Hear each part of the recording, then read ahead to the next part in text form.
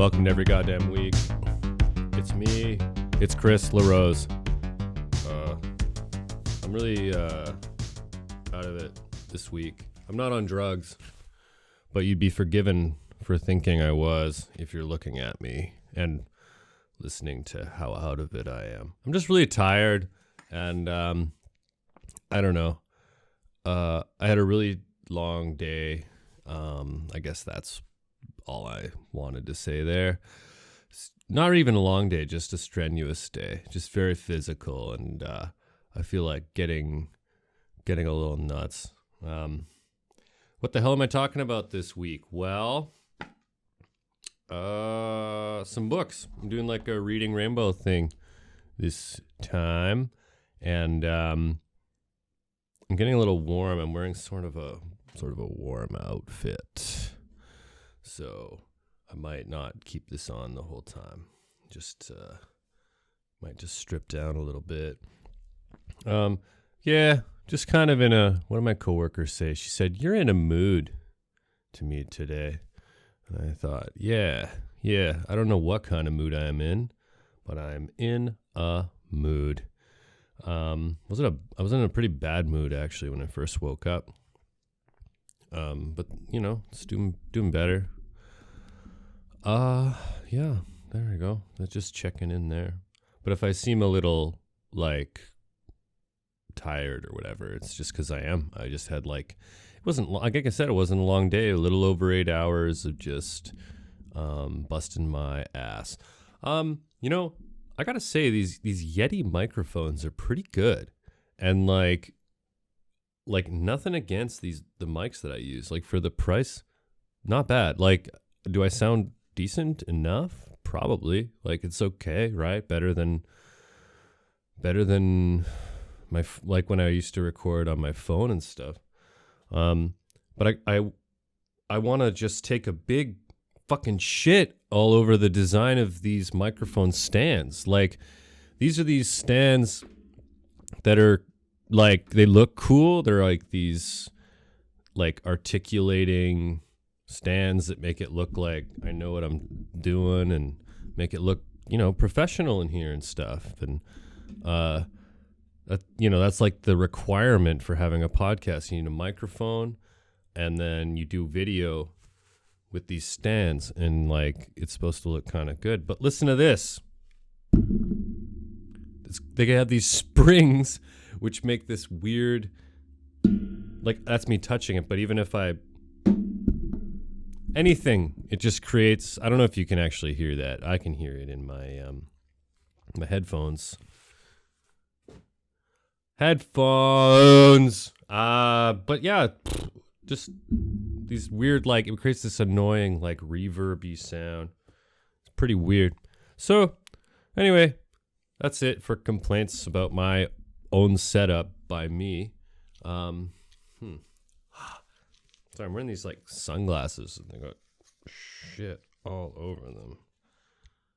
They're not even mine. I don't know why I'm complaining. All right. But I guess because I'm in a mood, right?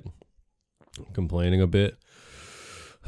But enough about all of my bitching. Let's get positive. So you can probably see this if you're watching a video. It's Balvenie Scotch.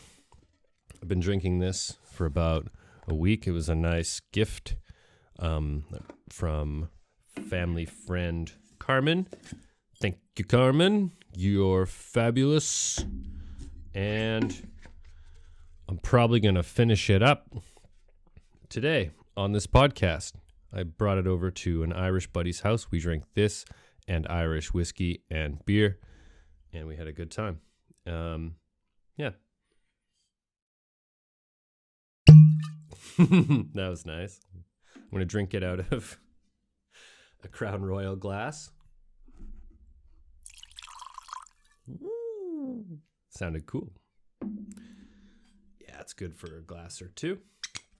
And I figure I'll keep I always like to keep these, the thing that the bottle comes in. I just think it's neat. Ugh, I'm going to take my vest off. Whee! I just threw it away.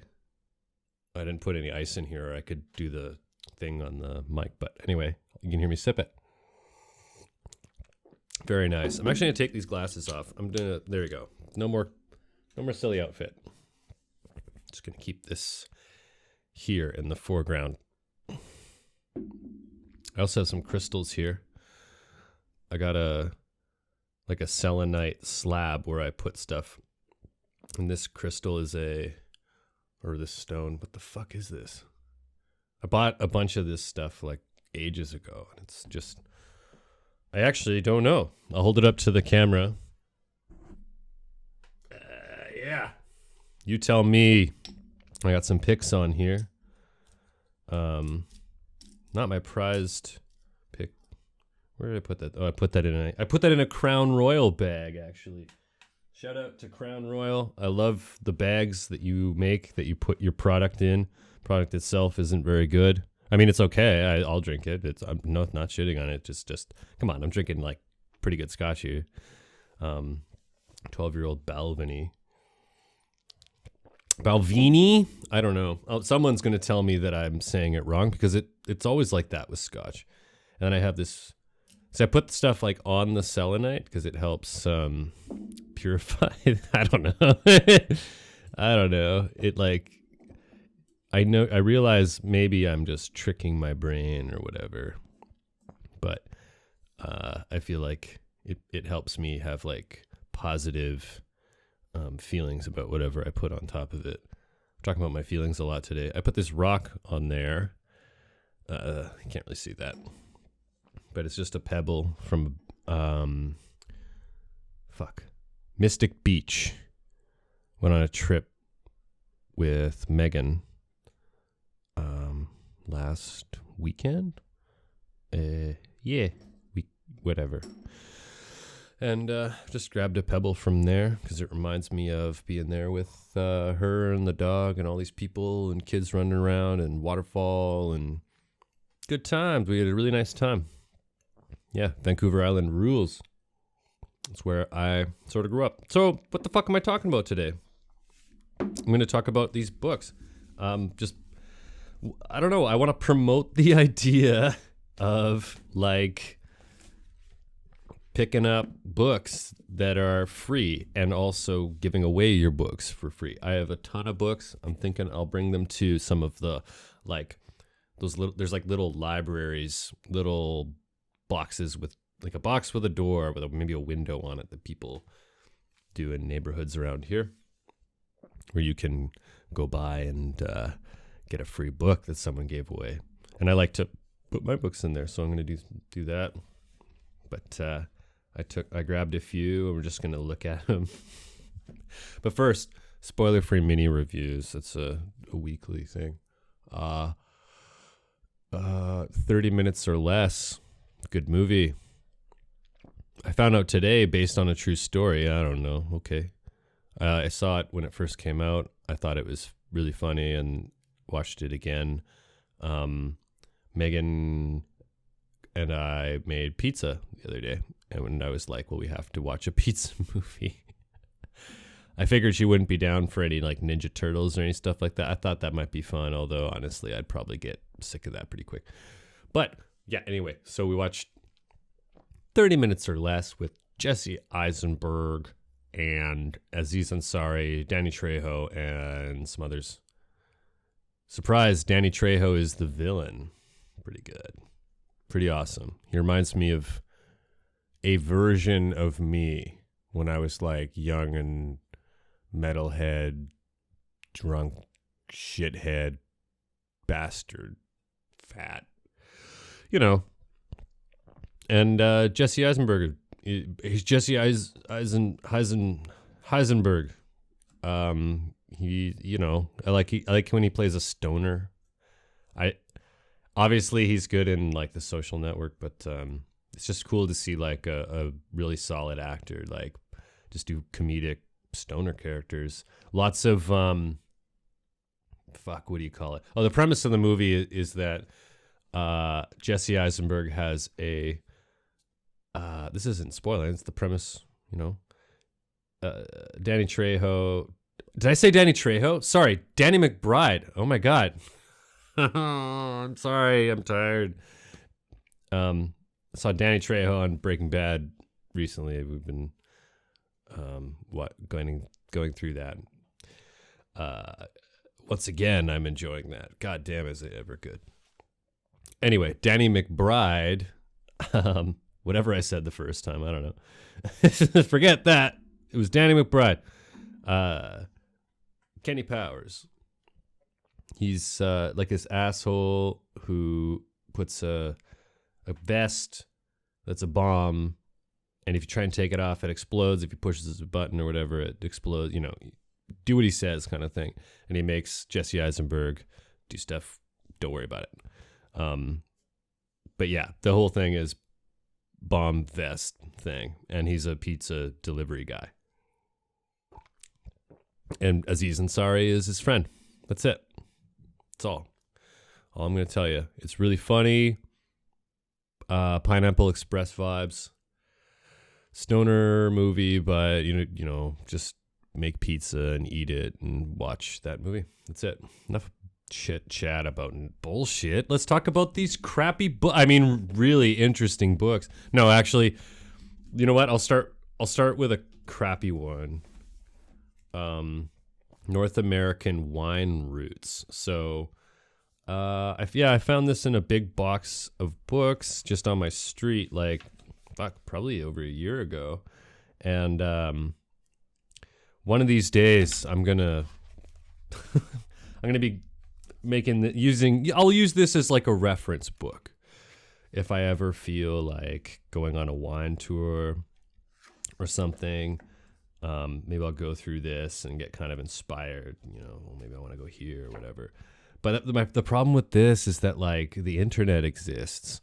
But the problem with the internet is that you get these lists or whatever where it'll be like the top 10 North American wineries or whatever that you got to visit before you die or whatever. And then you go to it and maybe you get ads and you got to click through from one to the other, and it's just a pain in the ass, and it's totally unusable. I just find that, they're stuck together. I find that's often the case. And so it's good to just have sort of a reference, whatever. I'm probably never going to use that book. Probably. I don't like wine that much. And I find wine tours, like, you got to just find me one where they have like a shuttle or something where I can go from one to the other, and then they just dump me in a shallow grave afterwards or whatever. Like, just make it easy on me. I don't want to have to drive around, like, because you can't drive when you're hammered. And like, what's the point of going to wineries if you're not going to drink? Anyway, yeah. And like, I like whiskey, I like beer, I like wine fine, but I just can't get that into it. And wine nerds. I worked at a liquor store. I was around that a lot, and I'm just kind of good. But you know what? One of these days, I'm going to use that book. So I'm glad I got it for free. Now, that's number one. I have what? 1, 2, 3, 4 more. 4 more of these fucking things. Another one I haven't really looked at. I found this the other day. There's something weird about this. Now, when I say Book of World Records, what do you imagine? It's probably the Guinness Book of World Records, and it's probably like big, right? Well, this is the Scholastic 2016 Book of World Records, Special Edition Epic Wins and Fails. Wait, what does this say? Read for the world record? I should have left this on the fucking ground. I'll tell you why I didn't. I was kind of iffy on it, where I'm like, this ain't no Guinness Book of World Records. This seems like trash. I see why someone left it in a pile. There was like in a pile with a couple other books, and then like I think some old what did they have? It was like baseboards or something, like just materials. It was stupid. Well, I won't be able to find it now, but I grabbed it and I opened it to a random page and it just said Jack Nicholson, and there's a picture of Jack Nicholson. This is super weird. I hadn't really looked at I literally waited until right now to open this. And there he is, Jack Nicholson. I have a much cooler picture of Jack Nicholson than I might post. Maybe I'll put it right here. If I forget, who cares? But here it's just like actor with the most Oscar nominations, Jack Nicholson. Okay. Laurence Olivier, take that, you bitch.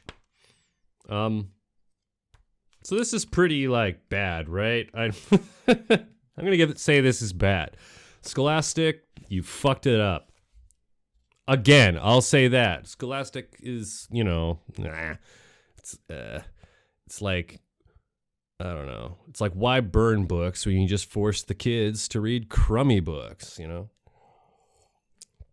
don't know if you know what I'm talking about.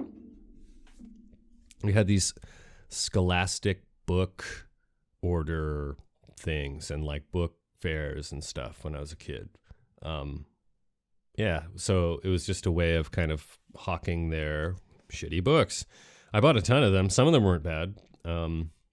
This is kind of cool. There's like largest frog, Goliath frog. That's kind of neat. But come on, these aren't world records. Like a world record is like the world's fattest woman in that particular year. And then the next year she died of being too fat. And then there's like a new world's fattest woman. Like that's fun. Or like the world's biggest tumor. Or like the world, just wow, stuff that you might actually want to look at when you're a kid. Or an adult, I guess. Settle a bet or whatever. I think that was the original point of the Guinness Book of World Records, was to settle bar bets. Which is cool. But, like, would you use this for that? No. Scholastic. Duh. It's all pop culture bullshit. Okay. I am very tempted to rip this in half just for your entertainment in mind, but there's some pretty cool animal facts in here, so wait, whoa, hold on. Okay, this is something I didn't know. Biggest dolphin, orca, apparently. That's crazy. What the fuck? Okay, all right, it's growing on me. That's nuts, though. That can't. It's. I thought an orca was like a killer whale, like a whale, but no, it's the world's biggest dolphin, apparently. Heaviest marine mammal, blue whale. Yeah, no shit. So lots of obvious or stupid or just pop culture. Like, what is this? WNBA. Next. Where should I do this in? Let's go with this. Views. No disrespect to the WNBA. I just don't care. Whoa. Views by Roger Dean. So this is just like illustrated. It's not really, okay, so nothing wrong with this book. I mean, as a book, it's just this particular one is falling apart. Whoa, you know what? I'm just going to take that cover right off. You're never going to see it, I guess. Yeah, so this is just cool. It's just like fantasy art by good old Roger Dean.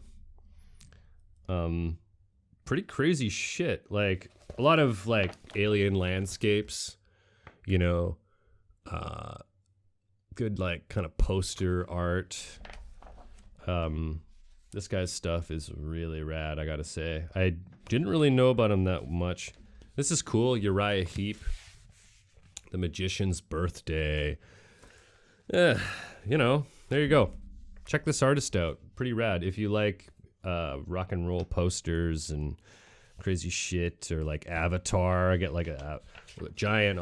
If you like a giant red octopus, this is the book for you.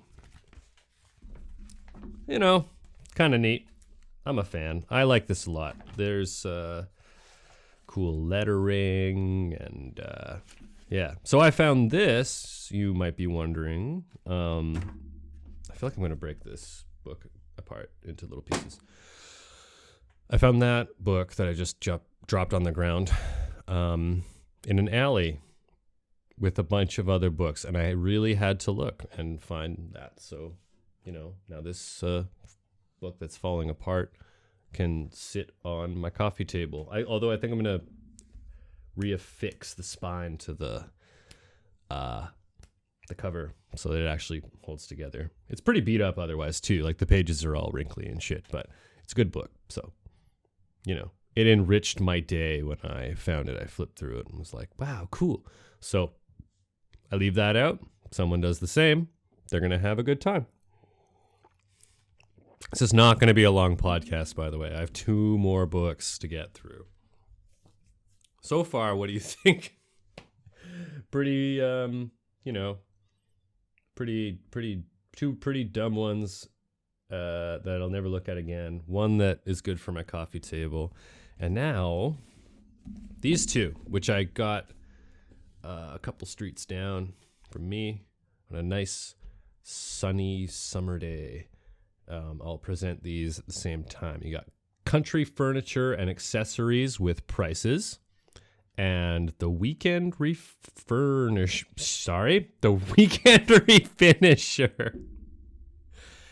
This one's for furnishing. This one's for finishing. I got confused. So I'll present these separately because I'm getting ridiculous. But I'm getting more into construction and I want to do carpentry and stuff. So, this is exciting to me. I don't know. I just got really into this. So Country Furniture and Accessories with Prices is by Robert W. Okay. And Harriet Swedberg. Oh, I guess his name is Robert W. Swedberg. Well, that's an interesting way of doing that. Yeah. So this is cool. Yeah. Lots of illustrations, photographs. And they just look so comfy, and you just want to, I don't know why I'm even bothering showing this to the camera. You can barely see it. I'm sorry for moving around so much on this podcast. I know that's annoying and you can't hear me all the time. But yeah, so it's just if you just pictures of old chairs, tables, cabinets. Some of these chairs are fucking sweet. This podcast is way better on video. I'll scratch that. It's slightly better on video. Some of these stools, this one's half a log. It says milk stool. Ooh, that reminds me. So, hold on. Let me go to the index here. If there's one awesome takeaway from this, I want, there's the authors. Deal with that. Let me try that again.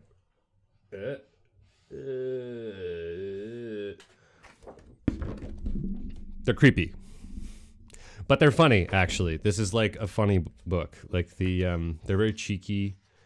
It's sort of if you like the show Frasier, you'd get a kick out of this book. It's it's basically, and overtly aimed at people who like antiquing and are hip. Well, maybe not hip, but you know what I mean. They're they're classy and society-y. What am I trying to say here? They're like Fraser Crane. I'm just imagining him reading this book and being like, Niles, I read the funniest thing in this book. Oh, really? Really? Tell me. And then Daphne's there. Remember that show? But they're they're aiming it at maybe yuppies and I don't know, just people who want to have cool pieces in their cottage, or just to maybe even just to furnish their eclectic loft, apartment, whatever. But like, I don't know. It's also cool. There's a reason I'm glad it was in the same pile as this Weekend Refinisher book. Which is that it got me excited as like someone who wants to make potentially some furniture. I don't know if I really have the room for any right now, but it would be good to do anyway. Yeah, so inevitably I'm going to be making some furniture. So it's kind of cool. Or if you wanted to just look out for antiques, that's fine too. But they're definitely aiming it at like rich folks who want to be cool with their like country furniture for whatever reason. And like after like the first chapter or whatever, they say something like, "Oh, you now you are able to tell your friends that you know this and that, and you can recognize it by this and that, and you'll sound smart." Like they know their audience, and they're very like tongue-in-cheek about it. I love it. I actually read this book cover to cover. The rest of these, nah, but except for maybe the one with just the pictures. But there's a type of paint that I didn't know about, and I worked in the paint department at a hardware store for a couple of years. Now, you're not going to find this everywhere. In fact, it's better if you make it, but it's called milk paint. The definition here is paint with a milk base to which pigment and other ingredients are added. Homemade in the 1800s, often red, blue, or gray. I want to see if I can find the actual mention of that in here, because milk paint is mentioned in both of these books, and they have different recipes. Let's see, 24. This also might be missing pages. Here you go. Oh, yeah, here we go. So this is a formula for milk paint found in Ransom's family recipe book in 1879. Milk paint for barns, any color. Mix water lime. Oh, water lime is calcium hydroxide. Purchase at a pharmacy. Okay. So mix water lime with skim milk to proper consistency to apply with brush, and it is ready to use. It will adhere well to wood, smooth or rough, to brick, mortar, or stone where oil has not been used. The result will be as durable as the best oil paint. The color may be had. Sorry, this is like 1879 talk.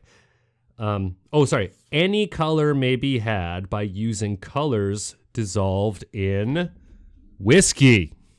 Yeah. You see why I built that up? That's like the coolest. They dissolve colors in whiskey to make paint with that they would put on barns potentially. That's with milk. Blah! So pretty crazy. This one has, I think, the Weekend Refinisher, I think, has 2, milk paint recipes, and they're not quite as cool, but I don't know. I just thought this was fucking cool. 260. Okay, here we go. So this has another milk paint recipe. Are you as fascinated by milk paint as I am? I hope so. Drop me a line if you are. Oh, shit. Oh, no. No. I think this is the one that's missing the pages, actually. Shit, that really sucks. How could this happen? Milk paint. Never mind. It's not missing those pages. It's missing some different pages about milk paint. But here we have all these. It has a lot of like recipes. It's really cool. Yeah, I'll get a little more into this in a second. But let's get rid of country furniture. Good book. Country furniture is cool. Country music can be cool, and westerns are definitely awesome. Anyway, milk paint. There's 2 recipes. Number 1, instant non-fat dry milk, hot water, and acrylic paint or pigment. So basically you're just taking powdered milk, hot water, and acrylic paint, mixing it up, and there's your milk paint. So not quite as like from scratch-ish as the one from the other book. Now, what's this other one? 2 cups slaked lime, right? That's the lime. The other one talked about half cup water, 1 pint cottage cheese, skim milk, powdered pigments. Those powdered pigments, I would personally use some whiskey to dissolve that. That's pretty weird. Cottage cheese. Ew. So I'm reading like, okay, combine the lime and water thoroughly. I hadn't thought about this. The citrusy lime. I don't know if that's that. No, sorry. But yeah, no, there is one of these where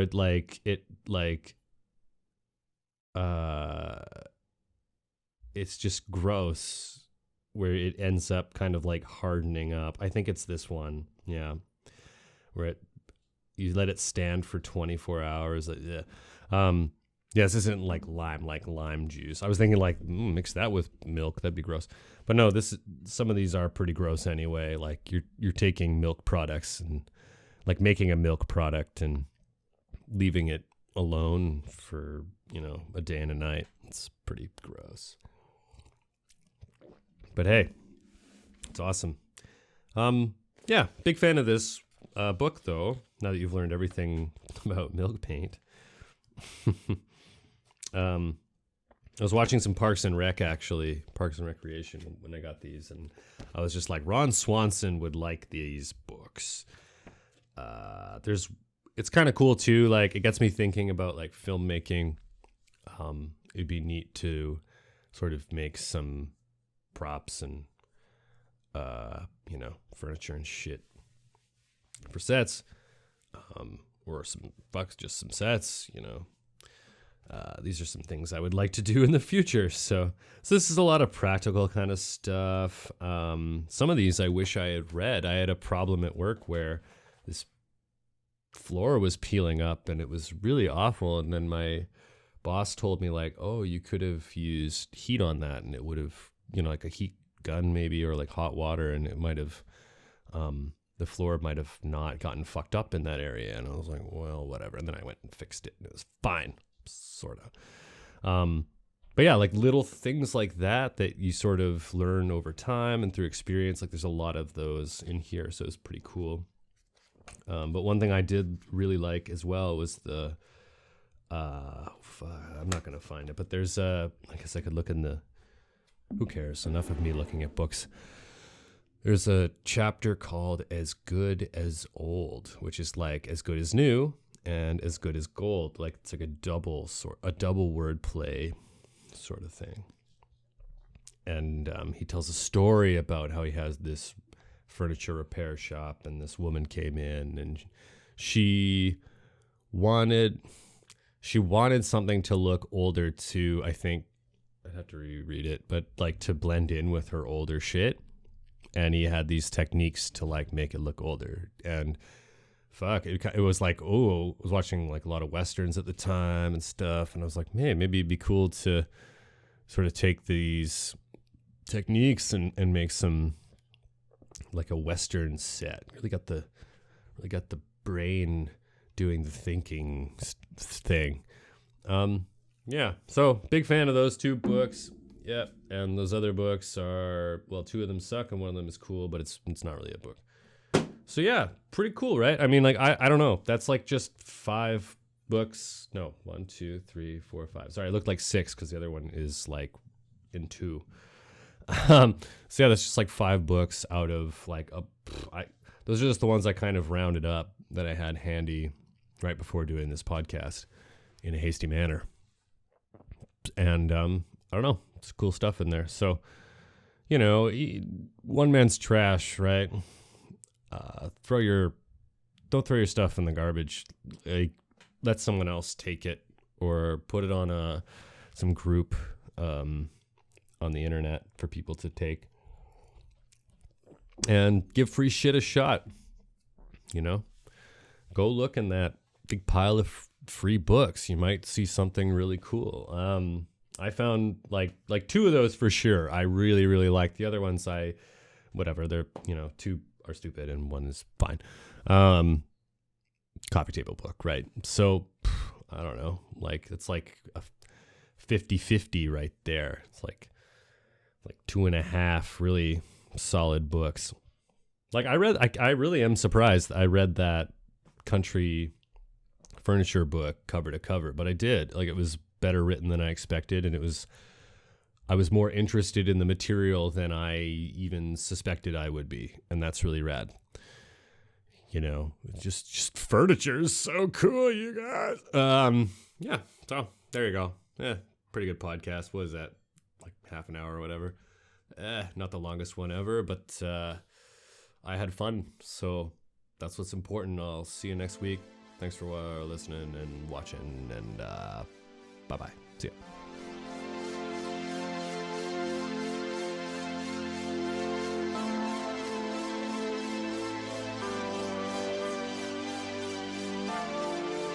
Every goddamn week.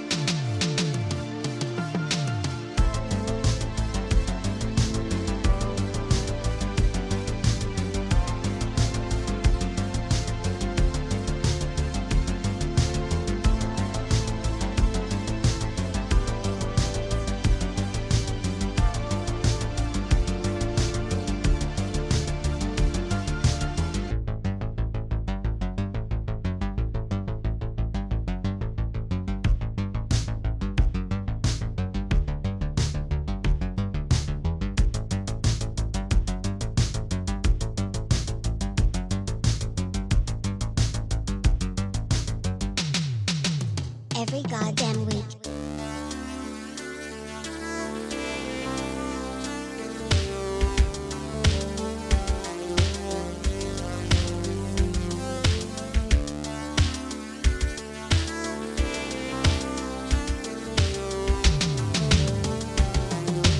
Every goddamn week.